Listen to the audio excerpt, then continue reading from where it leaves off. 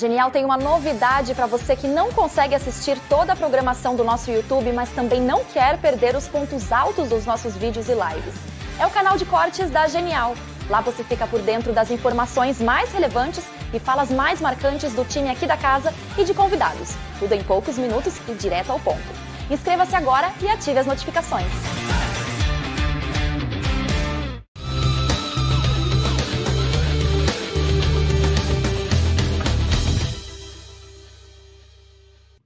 Fala pessoal, bem-vindos a mais um episódio aqui do podcast Genial Analisa. Para você que não me conhece, meu nome é Bruno Rosolini, estou aqui para apresentar para vocês mais um programa. Esse aqui está sendo gravado, tá, previamente, então está lançado aqui para vocês na terça-feira hoje, mas a gente está gravando isso com antecedência. Por isso, se tiver algum tipo de dúvida e quiser interagir, depois você deixa nos comentários aqui do vídeo, a gente volta para responder. Mas curta o papo que eu tenho certeza que vai ser bastante interessante. Lembra, só para te dar um pouco de contexto, a gente começou aqui no podcast Genial Analisa falando só de ações puramente, trazendo nossos analistas aqui. A gente começou a expandir mais para o universo de investimentos em geral, começamos a trazer gestor, começamos a falar bastante também de renda fixa, porque o pessoal pediu, e hoje a gente está para falar exatamente sobre isso. Daqui a pouco eu apresento aqui nosso convidado e a gente, enfim, começa o papo. Mas antes, convidado de honra aqui como co-host, Motinha. Obrigado, Moto, por estar aqui. Bom, primeiro eu queria agradecer, obrigado pelo convite, Bruno, é uma honra estar aqui nesse podcast. Muito obrigado ao Serjão por falou em renda fixa, falou em fundo caixa. O Serjão tem um histórico de 10 anos, muito ganhador, é um prazer enorme, além de ser um cara muito querido pelo mercado, é um cara cheio de história, cheio de causos. Eu tenho certeza que esse podcast vai ser muito bom para quem está escutando a gente e vai ser uma aula poder, estou ansioso, Serjão, vai ser uma aula poder escutar o seu cenário, o que você está vendo, mas eu vou devolver a palavra para o Bruno. Boa. Não, é isso aí, como o Motinha colocou aqui, já deu o spoiler, a gente está aqui com o Sérgio Machado, mais de 40 anos de mercado, gestor de renda fixa lá na MAG hoje, certo? Isso. E obrigado por estar aqui, acho que o papo vai ser muito bom. Vocês já estavam falando em off aqui, eu nem falei nada, porque falei, vou esperar a gente começar o programa, porque aí o papo continua. Mas obrigado, Sérgio, por estar aqui e por ter topado participar também. Eu que agradeço a oportunidade de estar com o Motinha também. O Motinha é amigo antigo, também é uma boa... Nesses tempos tão complexos, né, que a gente não sabe nada, de repente mais cabeças tendem a ser um pouquinho mais, mais alentadoras na coisa. Mas agora eu acho que é uma coisa que é interessante para quem está ouvindo. Se você está se sentindo um imbecil, não se sinta um imbecil. Eu também estou me sentindo. Na verdade, é só um reflexo, acho que de uma... que você estava falando que eu tenho 40 anos de mercado, eu tenho um pouco mais, eu tenho 45. Mais de 40. Mas é o seguinte, só para dar um pouquinho, né? Ele vai falar, tenho muito mais. Não, é só para falar. O tão desafiador que está esse cenário, eu não me lembro de, no Brasil, ter um cenário tão incerto. Sabe? Porque não dá nem para apostar contra. É um negócio maluco. Porque quando você tem uma coisa que está... você vê ruir lá por trás, como na última crise que a gente tinha aqui, era fácil. Toma dólar, enfia juro, enfia a bolsa e vai para as Bahamas. Tá certo? Vai voltar daqui a 3 meses mais rico. Né? Então, que a gente brincava no passado, a Operação Tahiti. Enfia a bota, vai para o Tahiti e volta rico. E realmente é um negócio que hoje é muito difícil. Você vê uma situação extremamente complexa no mundo. Também, eu não me lembro de... Talvez ali no final de 80, vocês nem estavam vivos, quando teve a crise, depois da crise do petróleo. Volcker ali. A crise dos juros, né, que os juros americanos foram a 21%. Ali você vê os Estados Unidos meio de joelhos. Depois daquilo, não. Ele se levantou e veio arrastando o mundo, até que uma hora ele passou o bastão para a China, que foi arrastando depois. E agora, depois, aquela história, que também não é que eu falei, eu te disse, mas o que aconteceu em 2008? Né? Por uma série de razões, né? Você teve uma crise e o Fed agiu, eu acho, de forma corretíssima, porque se você tem uma crise... Sistema, né, ser uma crise sistêmica é o pior. Sistema. Você imagina, você ficar uma crise que os maiores bancos do mundo quebram, que eles estavam quebrados, o que vai acontecer? Cascata, quais são as próximas ondas, né? Não é cascata, é tsunami. Você ia tendo uma quebra generalizada. Bruno, de não tudo. Tem capital de giro para GE, não tinha capital de giro para ninguém. Exatamente. Não tinha poupança, não tinha capital de giro, você não tinha nada. Você entrava num colapso total. Então ele fez certo. Agora, A lambança foi o seguinte, a mesma coisa, esqueceu de ser banco. Emprestou, daqui a 2 anos me dá o meu. Não, eles deram grana, e daqui a 2 anos não tem risco, dá mais. Rola. Então, esse eu acho que foi o maior problema. Esse problema, isso é uma coisa que esses anos todos a gente falava. Uma hora a conta chega. E, de alguma forma, eu acho que a gente tem que agradecer de joelho, vai para Aparecida a pé, não ter tido a explosão da grande bolha, que uma época, principalmente ali quando você ainda teve uma pandemia, ou talvez por ela não tenha ocorrido, a gente teve uma crise, uma probabilidade de ter um evento, né, da maior das tempestades. E aí e uma coisa que acabou acontecendo que as bolhas paralelas foram estourando. Né? Você teve as techs, os unicórnios, NFT de macaco, toda essa lambança. SPAC, né? SPAC. Exatamente. Mas você teve, porque ali uma das formas de você destruir o excesso de liquidez que meteram é a destruição de riqueza. É o clássico, tá certo? Você pega e destrói a riqueza. E, eventualmente, a crise podia ser por uma grande destruição de riqueza no sistema, você dá uma limpada e recomeçar. Então, isso a gente conseguiu escapar, mas de qualquer forma, apesar de, vamos dizer, a gente ter escapado, né, da mãe de todas as tempestades, ainda tem uma tempestade aí. Né? A prova é que você pega os Estados Unidos... Eu discordo, até um dia desse fui num jantar de economista, quase me bateram. Os caras falaram, porque o Paulo operou mal, acho que ele operou príncipe.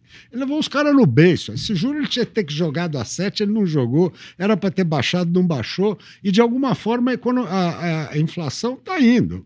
4, 5... Não é nada, ela não desgarrou, que se lembra?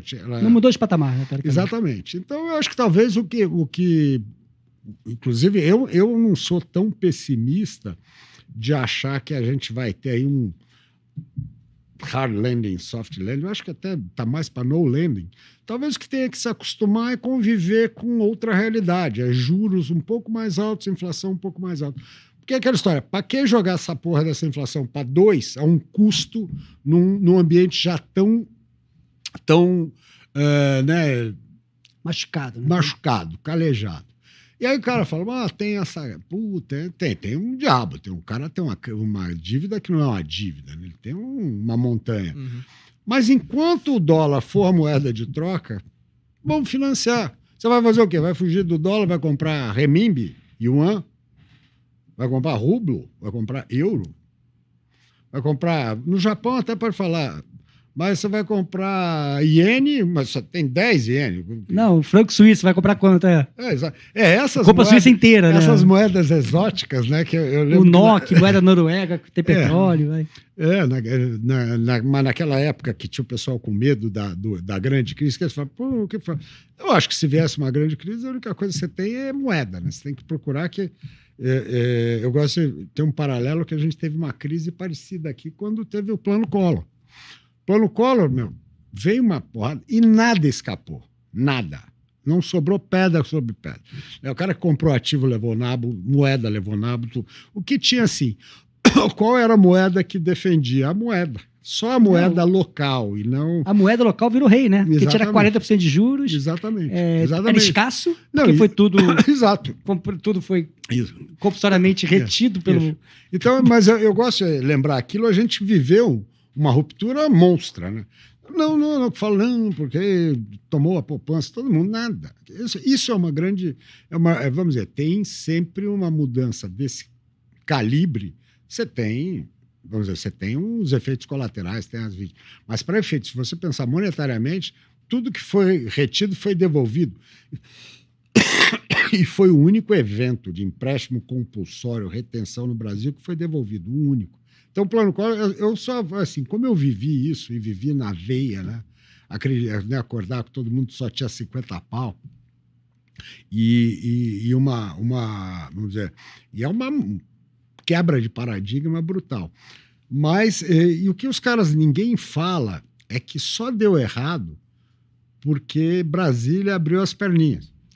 Porque começaram a liberar dinheiro, todo mundo tinha só 50 pau e aquela limitação que ia receber em X anos, tinha 20%. começou o Estado liberar tudo que era do Estado, virou grana. Aí, cara, o que acontece? Você liberou, soltou o lobo... A escassez da moeda acabou, exato. E justamente a escassez acabou para quem não sabe gastar. Então, a coisa deu um desequilíbrio. E isso é engraçado, porque eu não vejo ninguém falar isso. Ninguém fala isso. Só fala, aquela violência, amor... Eu falaria isso? Foi uma violência. Eu falaria, pô, eu vi meu pai chorando. Pô, falou, caramba, e agora? Eu não. Eu trabalhava em banco, meu pai também era banqueiro, e a gente falava assim, o que a gente vai fazer agora? Para não quebrar essa porra.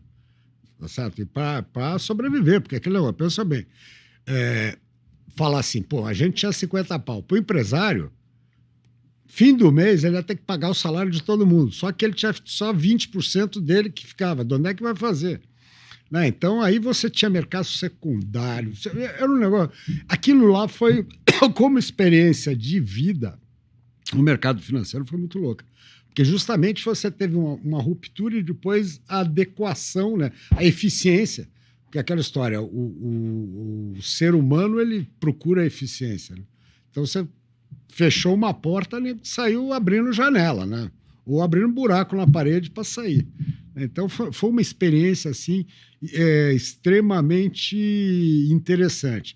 E era uma saída, de alguma forma, quebrou, era uma forma até então, a única forma de atacar, né, ambientes hiperinflacionários era você tentar quebrar, né? Você quebrar a inércia daquilo. E tentaram por tabelamento, cacete que não faz efeito Cruzado nenhum. 1, Cruzado 2, fiscal do Sarney. Não, e um negócio que era assim, foi uma coisa interessantíssima. Quando teve o plano cruzado, né, que então os caras fizeram aquele tabelamento brutal e aí, né, no primeiro instante, você teve uma festa na classe economia, dos economistas. Eu lembro que eu estava, nessa época, numa empresa que eu tinha 2 consultores. Tinha o Ibrahim Edes, que depois foi ser presidente, era ex-presidente do Banco Central, e tinha um cara que chamava Paulo Guedes. O Ibrahim Edes chegou e falou, maravilha, esse plano vai dar certo. E à tarde, no mesmo dia, 2 reuniões, uma de manhã na sala do dono da empresa e eu como era financeiro, à tarde com o cara. Paulo Guedes falou, bom, é o seguinte, os preços relativos estão todos desequilibrados, esta porra vai fazer água em 3 meses, eles vão segurar porque tem uma eleição em novembro, eles vão querer... Ele contou no dia ele cantou exatamente. Cronograma. Total, mas cantou assim no detalhe. E o problema desses freio de arrumação, e é aí que o plano real dá certo, é o seguinte, no freio de arrumação, os preços relativos estão totalmente desequilibrados. Principalmente, lembre-se, processos hiperinflacionários. Olha a Argentina agora. Você tem um preço sendo formado, né? Naquele tempo eu fumo, né? Tem esse mau hábito. Tinha 3, você pagava um cigarro, de manhã era um preço, na hora do almoço era outro. Coisa de louco, né? E naquele tempo a gente fumava 3 por dia. Porque, e depois da cerveja era mais caro ainda. Não, era um horror. Né? Um negócio assim, você não tinha... Você passa, tinha uma brincadeira que a gente fazia assim, quanto vale uma caixa de fósforo? Naquele tempo, não sei se vocês sabem o que é, não tinha esquema. A caixa de fósforo. Que era uma coisa, um item básico, todo mundo fumava. Ninguém sabia. O cara falava de 5 centavos a... R$2. A 2 paus, né? Que a gente não sabe que moeda é. Então, esse é um dos maiores problemas. Você cria essa incapacidade de ter referência total. E é o que mata essa coisa. Porque no plano cruzado tem uma história famosa que era do Bombril. O Bombril foi tabelado imutável, mutatis e mutantes a 80 centavos. Só que custava £1 para fazer. Como é que você vê? Então, você foi condenado a arder no inferno. Porque justamente você tinha esse desequilíbrio. Né? Naquele momento, daquele dia, ele estava com esse custo. E também naquele tempo foi que se criou essa coisa. Supermercado, ninguém ganhava dinheiro vendendo coisa. Era float, né? Era float. Você comprava 30, 60, 90 e vendia à vista. E naquele tempo... Mas banco ganhava dinheiro com float. Caraca, você acha por que o Banco Bameirinhos quebrou? Por que o Nacional quebrou? Todo mundo ganhava dinheiro, era float. Porque isso, e lembre que... de eficiência. Lembre que não tinha cunha fiscal. para todo mundo. Isso era a diferença. Lá naquele tempo, a inflação ela era mais... A diferença era mais cruel entre quem tinha grana e quem não tinha. Porque para quem tinha grana, você ia lá, tinha um fundo aportador, 100% isento de imposto de renda, você tinha lá, tua grana... me lembro que o Maílson falava, você sai para comprar, você leva um pedacinho de RTN, vai lá, paga para você. Agora, o cara que está do teu lado, que não tem acesso, não é bancarizado, esse cara, o dinheiro dele derretia. Né? O salário dele, pô... Não, dia 1º, dia 5, que era salário, você ia no supermercado. Tinha a compra do mês, né? Foi criada nessa época essa ideia da compra do mês de uma vez só. E aí também tem umas coisas, né? O freezer. Todo mundo tinha freezer em casa. Pra guardar as coisas. Porque era o melhor investimento que exato, tinha. Porque senão já ficava, no dia seguinte já nunca dava mais pra comprar, né? Exatamente. Não, era muito louco. Mas e aí a beleza do Plano Real foi isso. O cara fez o quê? Ele congelou, mas falou, moçada, eu vou congelar mesmo daqui a 2 meses. Então, os preços começaram a oscilar, e ali não tinha mais essas disparidades. Então, foi uma grande sacada. Ele fez exatamente a mesma coisa, só que é uma congelada reversa. Ele não congela aqui e deixa. Ele fala, eu vou congelar ali, e ele vai e acontece. Qual que é o... Tentando trazer para o cenário de hoje, assim, qual que é o risco que você vê, risco do Brasil hoje, assim? Você falou um pouco da história, o que você vê que pode dar muito errado no Brasil, olhando de agora, do cenário que a gente está vivendo para frente, assim, até do ponto de vista de um gestor? Bom, eu acho que a gente tem hoje, né? Aí voltando que a passada um pouco dos Estados Unidos era para falar isso, que a gente tem essa grande incógnita, né? De como como vai se direcionar e como vai nos afetar, que afeta diretamente. Né?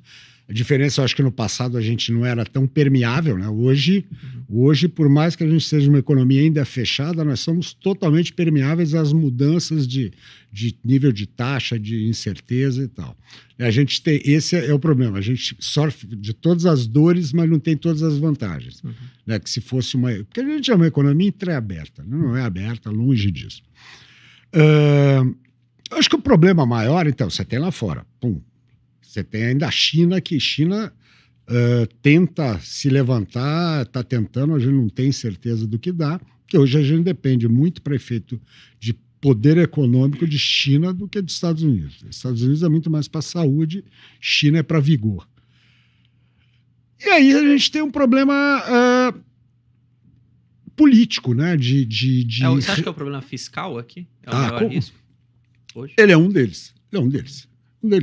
Eu acho que tem 2 problemas. Tem um fiscal, que é fato, né? É só ver a mudança, né, do fiscal entre o fiscal que era 2023, que agora andou. Ele simplesmente tinha uma reta de ajuste assim, ele fez a reta fazer assim, né, empurrou lá, aí a dívida PIB vai aumentar inercialmente, você não acerta.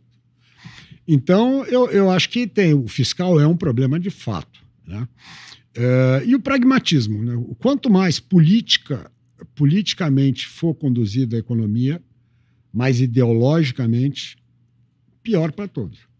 Porque economia, né, a gestão tem que ser pragmática, você tem que estar de olho no que efetivamente... Não adianta eu achar que não, é assim, né, é injustiça. Não, você tem uma questão... A coisa mais injusta para fazer a gestão é uma gestão que você não foca efetivamente em quem mais precisa. A gente tem uma sociedade iníqua, cara. Você tem 50 milhões de pessoas que, dá vergonha a gente falar que tem isso. Tá? E não adianta esse discurso de políticos pelo pobre. Pelo pobre, quando para ele não chega, chega uma migalha. Então, eu acho que o problema é que, normalmente, toda a gestão, né, ideológica, o malefício maior vai para quem mais precisa. Então, eu acho que a gente tem um problema desse. Mas, voltando só àquela história, para não falar bonito, em 45 anos, eu nunca vi uma situação, é que a gente não sabe, eu não tenho noção de como isso vai se conduzir ao longo do tempo. Então, como é que tipo... Eu não vejo assim, vamos para as montanhas, sai correndo, coma dólar, sabe, toma pré. Tem uma estratégia clara, você está dizendo, assim, de como se posicionar? Não. Como teria em algumas outras situações do passado. Exatamente. Né? No passado, a gente teve, né, situações que era mais claro. Você via assim, tá fazendo água, as medidas... É que as medidas não foram tomadas. A gente tem um risco de medidas, a gente tem ameaça de... Mas elas não foram tomadas. Elas não estão fazendo preço ainda. Uhum. Né? Tem alguns indicativos que não são bons. Uma coisa que até o Bato, sempre no Twitter, há muito tempo, tem falado. Fluxo cambial está esquisito. Já... Mesmo com esses juros. Hã? Mesmo com esses juros. Está esquisito. Né? Tem também usado um exemplo. O ano passado, balança comercial excepcional. 95 bi. Puta tesão. Quanto que entrou de caixa? Acho que uns 40% disso. Menos. Entrou 30. 30 pau. Aí é aquela história. Mas como? Aí você tem que olhar... que eu sempre falo, não, você tem que... Eu acho que para as pessoas que estão mais próximas do mercado é vital. Primeiro, não entrar naquele papo mole. A bolsa saiu, dólar, o estrangeiro foi embora. O estrangeiro não foi embora para lugar nenhum. Uma conta estrangeira comprou ou vendeu ações. Pumba. Isso pode indicar, depois de um certo tempo, uma indisposição, uma predisposição a não gostar do investimento em bolsa. Mas esse dinheiro segue no Brasil. Ninguém compra bolsa em dólar. Você compra em real. Né? Então, você entrou real, saiu real. Bom, por isso que você tem que acompanhar aquele fluxo que sai semanalmente no BC, que é o fluxo cambial efetivo. É quanto de moeda entrou e saiu do país. E pelas duas vertentes mais importantes, que é o comercial e o financeiro. Que é financeiro, investimento, juros, remessa, serviço, frete. Bruno, posso só fazer uma colocação? Tipo assim, quando o Sérgio falou, não tem um cenário nenhum. A gente está falando aqui há um tempo, tudo é data dependente. Olha, e digo mais, Bruno, quem teve cenário, quem teve convicção, está custando caro esse cenário, está custando caro as convicções. Olha a cota dos multimercados. Quem é perseguidor de tendência macro, agora vai pivotar. Vamos para o kit risco. 2 meses depois, despivota tudo. Agora ferrou, o Fed não corta, aí vem o PMI ontem. Então, eu acho que a frase que eu vou tentar passar a mensagem é: convicção, nos últimos 12 meses, custou muito caro. Multimercados, que são perseguidores de tendência macro, eles viram uma luz no final do túnel, foram para a aposta, foram para a posição, aposta acho que não é a palavra correta, montaram seu cenário, montaram sua estratégia e aconteceu algo no meio do caminho que mudou completamente o cenário. Então, não ter convicção, acho que é nova realidade. Está todo mundo data dependente. Esse que é a grande verdade. E aquela velha história, né, Matinha? Não operar também é operar. Pô. Tá certo? Você Mas aí você faz o que nesse momento, então? Oi? Qual que é a saída nesse momento, então? Dado que você não tem essa clareza do que vai acontecer. Como se posicionar? Vai pra praia, compra um Mag Cash, deixa lá, dinheiro descansandinho, seguro. Não é hora de correr. Risco, é aquela história. E isso é um negócio que... Com esse negócio de você estar mais na internet, né? Então você tem contato mais com a molecada. O cara acha que mercado é game. Não é game, cara. Isso aqui é técnico. Sabe? Se eu não acho nada, eu não tenho que fazer nada. Eu tenho que achar pelo menos... Eu não gosto de 60-40, mas pelo menos 60-40. Eu gosto de entrar de 70-30 para mais. Quando eu tenho uma certeza maior da coisa. Eu posso estar errado, mas eu tenho que ter margem de segurança para errar. Com 50% você não tem nada. É moeda, flip the coin. Sabe? Então, não é. Então, esse negócio de não ter convicção, não tem vergonha nenhuma. E não assumir isso tem a vergonha, tá certo? Você tem que ter vergonha, não é de não saber, não. Tá, você tem vergonha, eventualmente, de não saber e se meter a besta. Aí sim, porque você não está sendo um honesto trader. Com seus clientes. Você não está sendo nada. Tá simplesmente... Mas tem uma coisa que... E esse mercado, eu acho que a gurizada, eu sinto, tem uma necessidade de se posicionar, né? De falar qual que é a... Não, que é a próxima, né? Aconteceu, vai acontecer. Porra, calma. Justamente, o mercado ele tá data dependente e o pior de tudo é que hoje você tem um high frequency de dados que é insano. Não, você vê o que o mercado oscila de vez em quando, porque saiu o dado. Ah, não, era 0,2 vezes 0,3. A gente vê ao vivo aqui, né? Bom, e daí? Mas por quê? Aí já tem o próprio mercado gera, né? São os filhotes que acabam gerando essa liquidez, essa volatilidade. Você tem um monte de gente apostando nisso, né? Você tem aí os microns que o cara está apostando, sai o melhor que enfia, toma. Então, esse mercado, então, eu já acho que já vai para a insanidade, nem opero isso. Quer ver um exemplo, Bruno? Sérgio, me vê se eu estou falando besteira.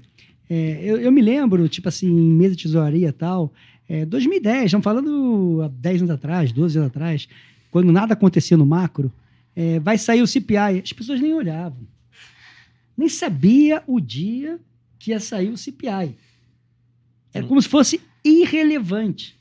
Entendi. Então, tudo bem, a inflação a meta era 2, estava dando 1,5 reloginho, mas, ou seja, dado payroll, não tinha essa loucura que é hoje. Como está data dependente, e detalhe, hoje a gente já está na derivada terceira do dado. Saiu o payroll, forte pra caramba, calma, vamos olhar ele. É meio período, emprego de meio período, é emprego público. Então a gente já está indo para terceira derivada do dado. Tem que olhar o detalhe do detalhe e tentar antecipar qual vai ser a narrativa do mercado frente à abertura desses dados. Não, e tem ainda a quarta derivada, que é milho leitão. É bom, mas é ruim. E é ruim, mas eventualmente pode ser bom. Então, essa... É difícil ainda de entender. Né? Então, eu acho que realmente tem uma mudança, é fato, né? Eu acho que a própria internet, a informação hoje, a velocidade gerou esse subproduto. Uhum. E eu acho a própria incerteza também, porque depois de 2008 só aumentou a incerteza. Na incerteza, o cara começa a se apegar ainda mais nesses dados, e aí é retroalimentado, né? Começa a ser um mercado disso. E a gente não vê isso aqui tanto, mas lá fora, o que tem de sistema de trade que simplesmente opera isso, o cara está operando latência, ele não está operando o dado em si, né? Ele tem a latência, se vier acima disso, vai para lá, para cá, você dispara as coisas. Então, eu acho que é uma situação que eu volto a falar, é muito difícil de você ter, já há algum tempo, de ter aquelas posições. Se abraça e vai, né? Se abraça e vai nessa posição. Você comentou quando eu falei, então o que fazer agora? Você falou, do Mag Cash, que você estava falando do fundo. E aí eu queria só que você, pro pessoal entender, para todo mundo ficar na mesma página, o que seria, qual que é a tomada de decisão, então, de vocês no fundo, que é o que fazer, então, nesse momento? Onde alocar? Essa é a pergunta mais direta, assim. Esse é um fundo que ele já tem, esse fundo especificamente faz 10 anos, agora em outubro, mas ele é um spin-off do outro fundo que eu fazia a gestão. Quando eu saí da outra casa, eu levei, né, um spin-off dele. Tá. Então, mas a estratégia mesmo? A mesma estratégia de 12 anos, né? E, na verdade, isso para mim, eu tenho uma formação de tesouraria, eu trabalho em fundo desde 2006. Antes disso, eu trabalhei 30 anos em banco. E justamente era até uma parte, essa renda fixa, papai e mamãe, eu acho assim, eu tinha assim, fazer um pouco caso danado, esse pessoal, né, não corre risco e tal. E depois, com o tempo, né, nada como o tempo para você ficar um pouquinho menos burro, um pouco mais sábio, é que existe uma necessidade desse tipo de ativo, né? E o que a gente vê assim, era como eu posso ter um ativo de liquidez com risco baixo e que eu consiga ter um pouquinho melhor do que o cara comprar uma LFT ou o cara botar dinheiro no fundo do banco dele.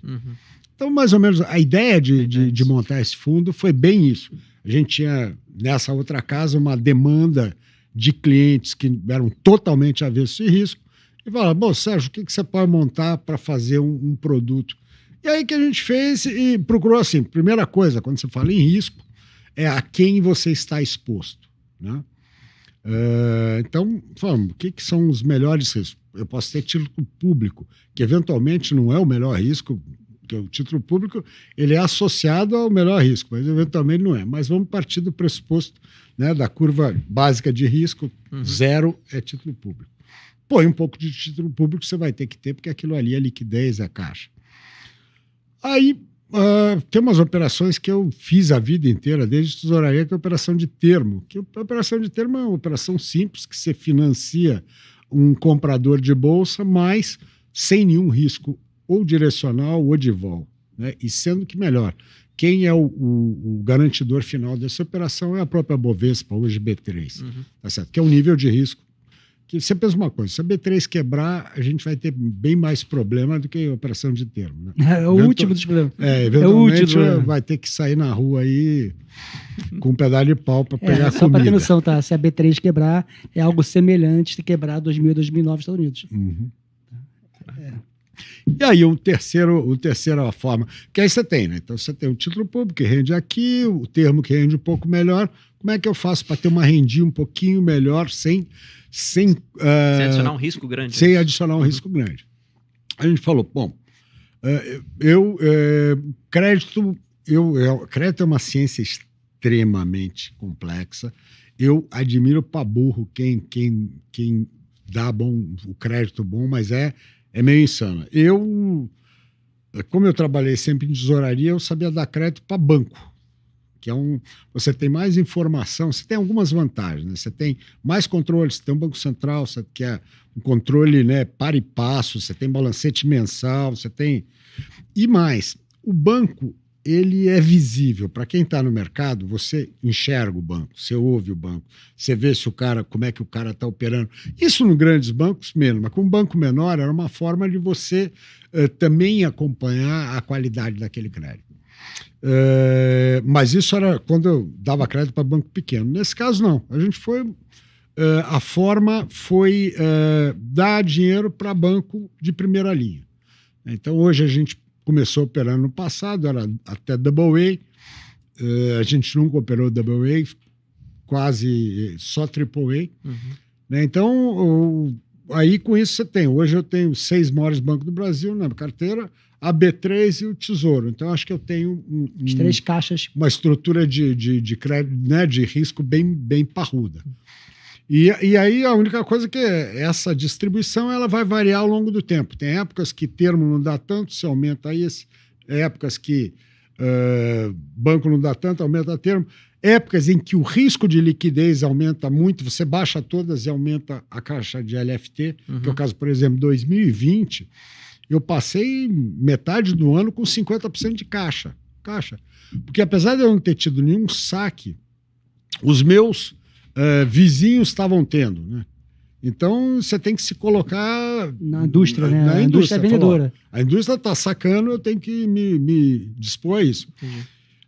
Então, esse tipo, ele é simples, mas é esse cuidado. Então, como ele é meio atemporal... e outra coisa, a partir que eu estou me propondo a dar um quereco-queco, né, 105, 107 do CDI, eu não posso correr risco de taxa. Tá certo? Se eu começar a correr risco de taxa, qualquer oscilação maior, ele come essa diferencial. Ele vai ferir o fiduciário que ele se comprometeu a fazer. Exatamente. Então, porque às vezes dá uma vontade, você vê, o pré tá a cara toda que vai cair ou que vai subir, né? Coça a mão nessa hora, coça, desce, toma um café, né? Fuma um cigarrinho, porque não está no mandato. Entendi. E não é o espírito. Porque o problema disso é isso. Se você começa, normalmente, come que nem passarinho e vai que nem elefante, né? Porque você vai ganhar, se animou. E não é. Eu acho que o mais importante dessa parte, quando você faz... O teu compromisso, meu compromisso maior, são meus clientes. Eu tenho 11 mil clientes. Esses caras, né, botam tem que dinheiro dormir com a cabeça exatamente. É seu caixa, é sua poupança. Isso. Aqui você não vai tomar susto. Isso. Você não vai tomar susto e vai andar ali a proposta para isso. Então, dessa forma, a minha preocupação está muito mais nessa alocação. Vai ter mais prêmio de LFT, menos prêmio, LFT. Mais rebalanceamento interno. Exatamente. Do que você já escolheu aí que está a magia. Entendi. Então, eu não estou tão preocupado com o futuro, eu estou olhando perto aqui. Vamos dizer, com isso tem uma coisa que a gente conseguiu escapar desde o fundo, eu não tomei nenhum hit. Escapei das LFT, escapei das LF em 19, em 20.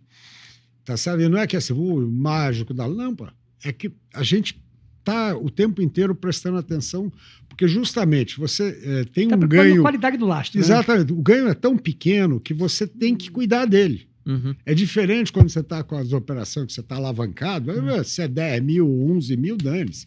Mas não, aqui a diferença entre dar 105 e 107 é nessas pequenas decisões que a gente toma. Entendi.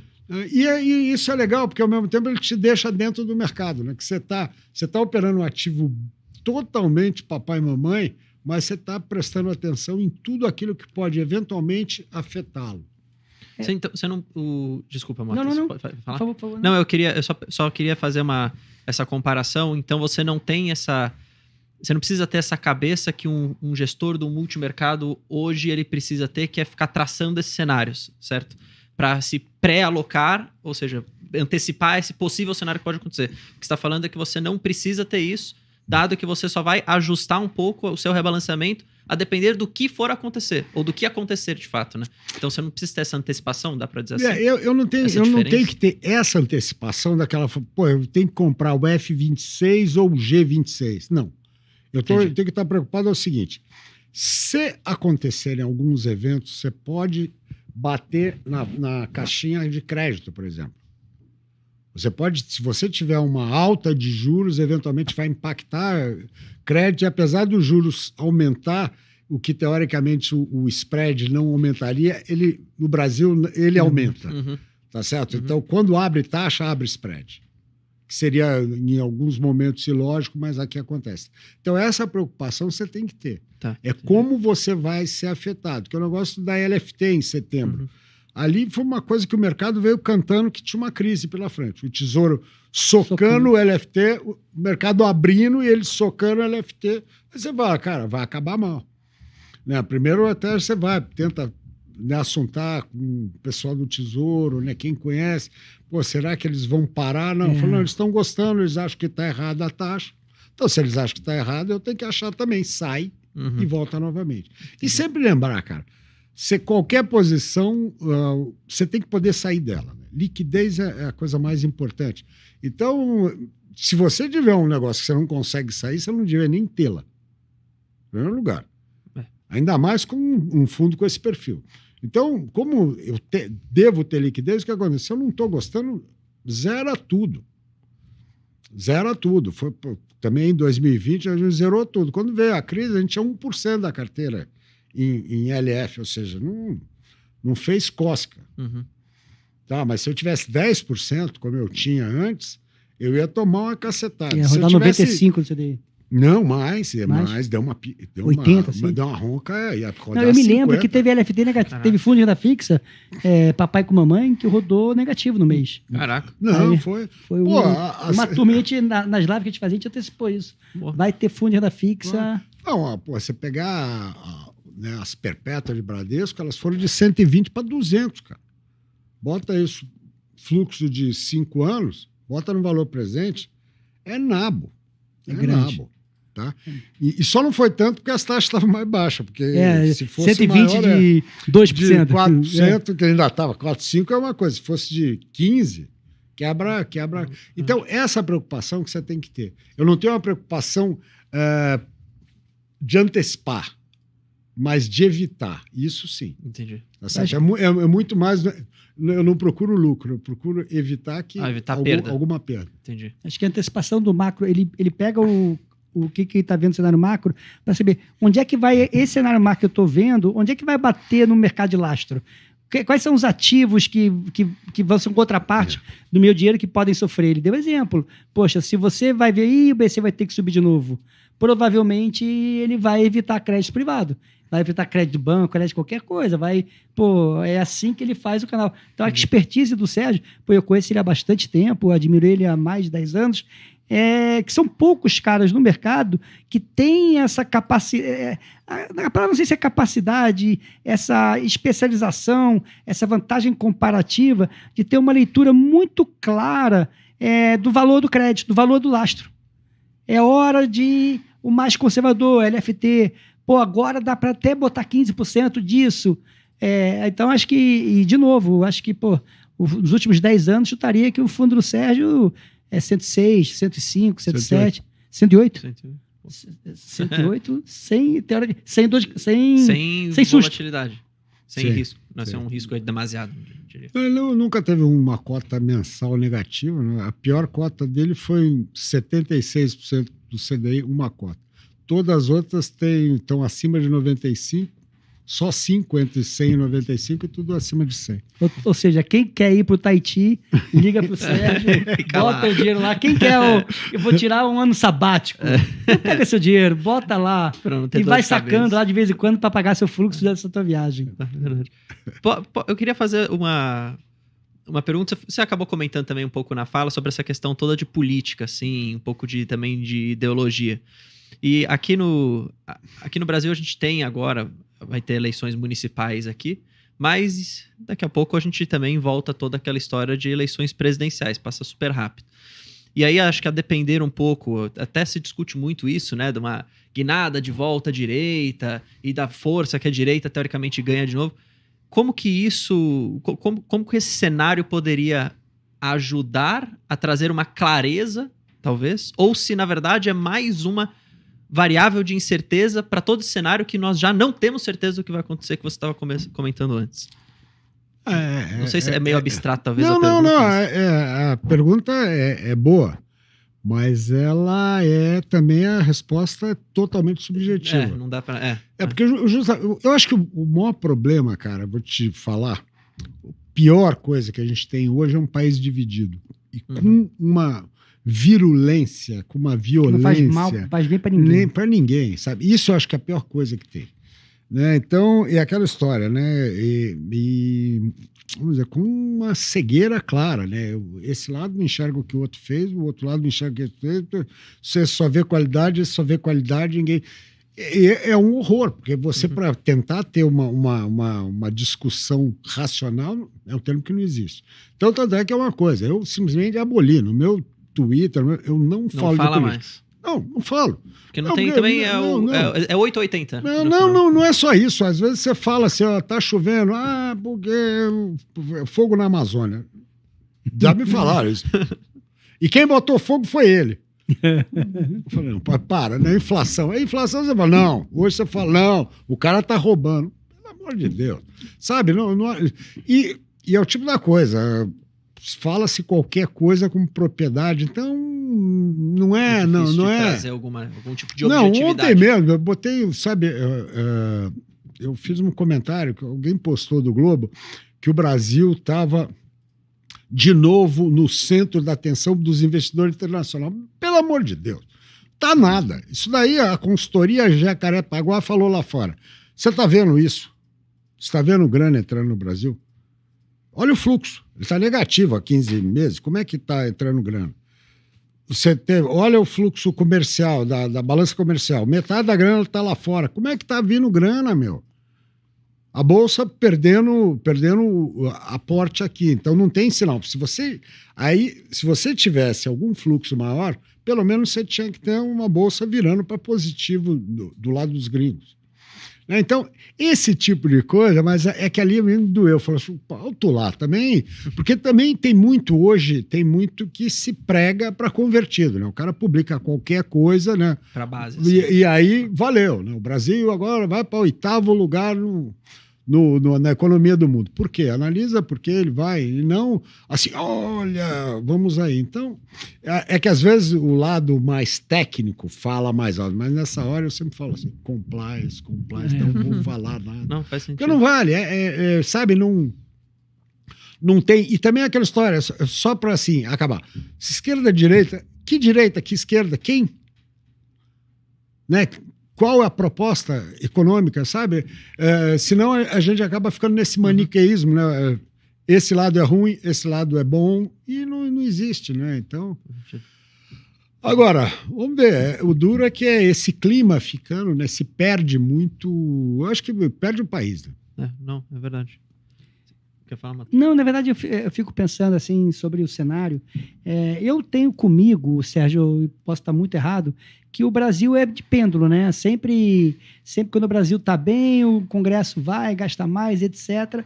Nos últimos meses, os ativos brasileiros, na minha opinião, os preços migraram um pouco para o lado mais Argentina. Você ainda acredita que o Centrão, você ainda acredita que quando a água bate no teto, quando aperta as coisas, Brasília dá alguns passos para trás, o Congresso enquadra Brasília, ou você acha que esse risco da gente ir mais para o lado da antiga Argentina aumentou?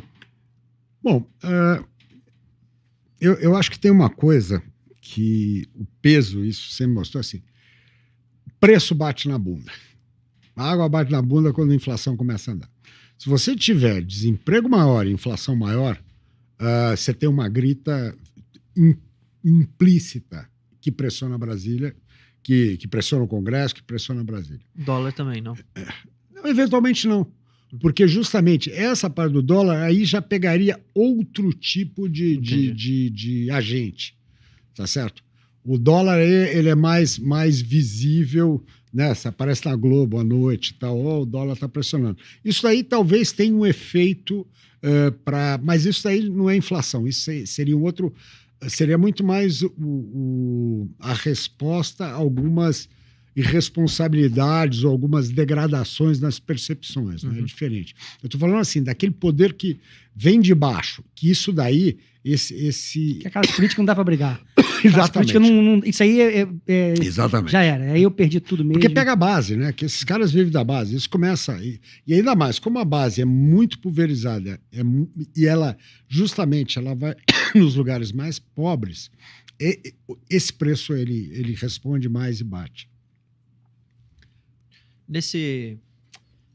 Falando um pouco sobre essa questão da base, a gente estava falando... Isso, no final do dia, acaba... Quer dizer, qual o cenário que a gente está vendo hoje? Até voltando para a política, você tinha falado, não queria falar muito, mas deixa eu comentar de novo disso. Hoje a gente vê um cenário Lula com uma popularidade mais baixa. Então, isso até mostra as nossas pesquisas aqui. E aí a gente estava até um pouco sobre essa discussão toda, e que depois se traduz, né, um pouco em trajetória de juros e essa expectativa do mercado, que é o seguinte. A gente sempre viu isso, na verdade foi falado lá atrás, que a gente teria um governo hoje que é um governo mais gastador. Se mudou meta, se continuou gastando, e aparentemente começou a se ter uma barreira para aumentar a receita via aumento de imposto. Aparentemente não dá mais. E também é super impopular, né? Você continuar aumentando imposto, então você tem um cenário hoje de impopularidade caindo, puta, não dá para aumentar imposto. Então, em algum momento, pelo menos, deveria ser meio factível, assim, ou pelo menos deveria se pensar em cortar esses gastos. E aí eu te pergunto, onde se cortaria esses gastos? Se é que você tem um pouco dessa visão, e se isso seria melhor para o termo da certeza da gente conseguir entender a nossa trajetória de endividamento no Brasil, que bate depois na perspectiva de juros futuros. Eu acho que e que afeta tudo, né? Bolsa, fluxo e tudo isso. O corte de despesa, ele teria Me corrija se eu tiver errado. uma parte de uma visão pragmática, tá certo? Que é o que falta. Uhum. Por enquanto, a gente está tendo isso que ele falou. Todo o encaminhamento da parte de política econômica e tal, ele tem sido ideológico, né? O discurso para esses gastos, por mais que o gasto seja... Você tem um monte de puxadinho que não tem nada a ver com bem-estar. Uhum. O discurso macro, né, tem que se gastar, porque o povo precisa, o Brasil precisa. Mas só que não se gasta nenhum investimento, nenhum direcionamento como deveria. Agora, onde cortar, eu não sou especialista em conta pública. Pelo pouco que eu conheço, você tem 90% dos gastos engessados. Bruno, não tem mais obrigação constitucional. Não tem como cortar, mesmo precisando cortar. Não tem, porque a economia brasileira é toda vinculada. Tá? Por exemplo, como o Sérgio falou, existe uma política, e eu acho até... certa, a gente é um país muito pobre, de aumento do salário real mínimo, aumento do salário mínimo real. Ok, mas vai bater na Previdência. Então, mas aí qual é a saída disso tudo? Qual é a saída? São duas coisas. Primeiro, o primeiro passo, acaba com a vinculação. Tá? Então, poxa, eu quero dar salário real, ok, Então, vou desvincular a sequência, a consequência de eu dar o salário mínimo. Entendi. Aumentar o salário mínimo. É o primeiro passo. Mas aí vai vir uma turma que fala assim, poxa, Mota, imagina as pessoas escutando isso, né? O Mota não gosta de aposentado. Ele quer que aposentado morra de fome. O cobertor é curto. Então, acho que a primeira coisa que tem que discutir para sobrar dinheiro no orçamento, hoje não sobra. Por exemplo, esse marco fiscal, o gasto de saúde e educação é atrelado a aumento de receita. A receita. Então, esse aumento da receita, que vai fazer um aumento de gasto de saúde e educação, vai estrangular todo, não vai sobrar dinheiro para ninguém. Hoje, friamente, se o governo quiser passar, o que eu tenho para gastar? O que não é despesa obrigatória? O que não é custeio da máquina? É quase nada, Bruno. É quase nada. E se isso se for pago via inflação? Não seria a consequência negativa? Para tentar sanar esse buraco que eu estou tentando traçar? Pagar a inflação, acho que se chegar a esse ponto, é porque não tem alternativa. Eu tive que utilizar mas a inflação. Pagar via inflação não mas chama isso. Pobre, mas... A única coisa que via inflação pega é endividamento. É onde você pega ali que você ganha e você tem um aumento nominal de receita, efetivamente. Uhum. Mas aí o problema, você tem aumento nominal, aí você vai aumentar os gastos. O problema é que as receitas, elas estão comprometidas ex ante. Então você teria que ter uma mudança uma mudança mais estrutural do que... Sim. Eu acho que o primeiro passo é tirar a vinculação. Segundo passo, desindexar a economia. Poxa, imagine se a gente começar a ser um país que tem uma inflação de 4,5, 3,5. Poxa, tem vários países do mundo que tem inflação de 3 a 5. Nenhum tem indexação, como a gente tem. Não tem reajuste anual, discussão de CID, etc. Então, o primeiro passo, desvincular, desindexar, acho que são os primeiros passos. E o passo correto, que precisa de uma verdadeira união no Brasil, é uma reforma administrativa visando a elite do funcionalismo público. Por exemplo, sabe essa história do quinquênio, essa história que a CCJ do Senado, através de Rodrigo Pacheco, queria aumentar o salário, que daria 40 bi por ano? Sabe que eu estou começando a achar? Que, na verdade, expôs quão privilegiado é esse setor da economia, do setor brasileiro. Tá, poxa, as pessoas estão vendo, caramba, o cara que vão votar uma coisa que o salário médio do cara, a renda média é R$91 mil. Opa, peraí, aí não dá para entender. Então, acho que é a maneira que o Congresso teve de também expor quão privilegiado, quão distorcido é. O Brasil, a maior máquina de desigualdade é o Estado brasileiro. Poucos recebem assim, não vou dizer que é muito, mas dentro do que o Brasil tem para pagar o que eu pago para essa turma, porque falar que é muito, não sei se é justo, tá? Tipo, para pagar isso aqui para essa turma, o meu salário mínimo é isso. Sim. Meu salário do professor é isso. Então, poxa, a discussão no orçamento, que para mim é a peça mais importante da democracia, é chegar lá e sentar, vem cá, a gente tem que rever o custo da elite do saúde público. Tá, então, eu tava tentando, eu perguntei um pouco desse cenário, mais para tentar entender um pouco da trajetória do que a gente pode esperar de juros futuro, de inflação, de trajetória de dívida PIB. Eu estava tentando trazer isso para a gente tentar ver se a gente conseguia construir um negócio que talvez traria um caminho de maior certeza, entendeu?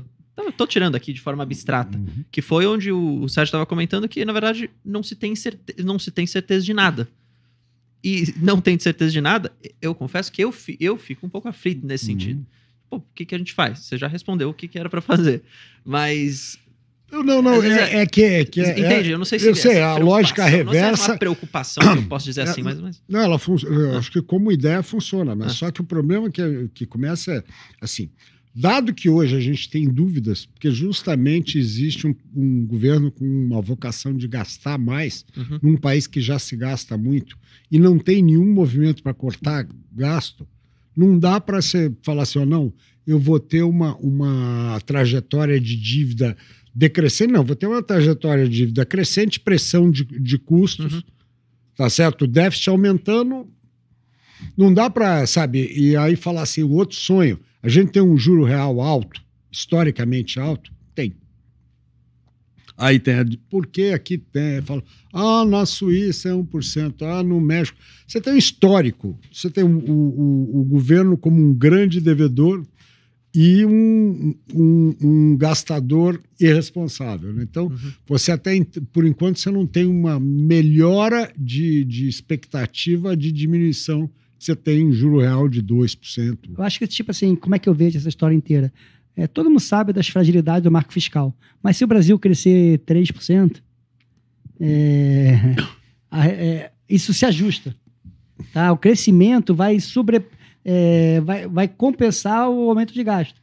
Então, a dívida pública, já que o PIB é nominal, o crescimento na dívida PIB é a solução disso. Só que para o Brasil crescer 3%, o Brasil precisa de produtividade. Qual é o PIB potencial brasileiro? Aí são assuntos, mas querendo falar, acho que são duas coisas. Vamos imaginar que aquelas reformas que a gente começou a fazer, e agradecer muito ao professor Jamarcio, que foi ele que tocou reforma trabalhista, tocou um monte de reforma, o Brasil ganhou muita produtividade e seja justificativa porque todos os economistas erraram os últimos PIBs. Será que o Brasil pode realmente crescer 3%? Se puder, o fiscal é problema, mas é um problema menor do que a gente imaginava. Vai relativizar o problema fiscal. Mas, enquanto a gente não tiver certeza, eu vejo duas coisas. Quando que o mercado vai ficar nervosinho com o fiscal? Quando quem manda no mundo, que é o Fed, não tiver nenhuma sinalização de quando vai começar a soltar os juros. Quando o mercado apostou que 80% quer cortar em março, nem se falava do fiscal brasileiro, porque ia sobrar dinheiro para todo mundo, dinheiro barato. Então, como hoje o cenário do Banco Central americano, que é o que manda no mundo inteiro, é de uma incerteza que raramente eu vi, ou nunca vi, a gente vai ficar... os ativos brasileiros ficam... O fiscal, essa discussão do fiscal, fica a reboque do mundo. Poxa, se vamos imaginar, tá? Que eu adorei o número do PMI que saiu ontem, tá? Por dentro, emprego, etc. Vamos imaginar sonhar que a inflação de abril e maio nos Estados Unidos surpreenda para baixo. Surpreendeu para baixo, o mercado de trabalho tem dados cruzados. Será que o mercado vai voltar a apostar que o Fed vai poder cortar os juros em julho ou setembro? Ficar com 30% de chance em julho e 70% em setembro. Se acontecer isso, todo mundo fica menos exigente. É como se o Brasil não melhorasse nada, mas se isso acontecer, os ativos brasileiros vão performar bem. Esqueceram do fiscal? As pessoas não falam mais do fiscal? Não, o fiscal é igualzinho. Tá? Só que agora tem uma contraparte. O mundo está mais leniente. O problema do Brasil, que deu esse... Poxa, Sérgio, eu nunca vi isso. 2 dias consecutivos, semana passada, de recorde de negociação do mercado de juros futuros. E sem Torre Gêmea, sem Joesley Day, Boa Sorte Day, limite de alta, limite de baixa, sem nada disso, houve uma das maiores desmontagens de posições que a gente já viu. Aí eu parabenizo o Sérgio Machado. Quando ele falou, o que você está vendo? Não consigo ver nada. Quem teve convicção esse ano é só olhar as cotas. São pouquíssimos multimercados que são pagos, teoricamente, para ter uma convicção, que conseguiram ter uma convicção e se safaram. São muito poucos, escolhe-se a dedo. E quando eu falo isso, não é uma crítica aos multimercados. Os multimercados são caçadores de tendência macro. Só que a gente não sabe quando que o macro vai ter um sinal claro. Tá? Porque eles ali são o seguinte, agora o macro clareou. Aí vai fazer uma aposta, e se ele tiver certo nessa clareada, é só olhar uma coisa. Esses fundos multimercados, em 2022, quando os juros americanos explodiu, teve multimercado andando a 40% do ano. 30%, 25%. Eu tenho alguns que rodaram isso, mas estão rodando a menos 4% agora esse ano. Entendi. Então faz parte. Bom. Sérgio, você quer comentar para o pessoal como é que eles fazem para encontrar, se quiser pesquisar na internet um pouco, para entender um pouco mais da MAG, até mesmo do fundo, caso eles tenham interesse, a gente distribui aqui, certo? A gente distribui, está na plataforma da Genial. De novo, o histórico fala por si só, mas sempre aquela frase, né, Sérgio?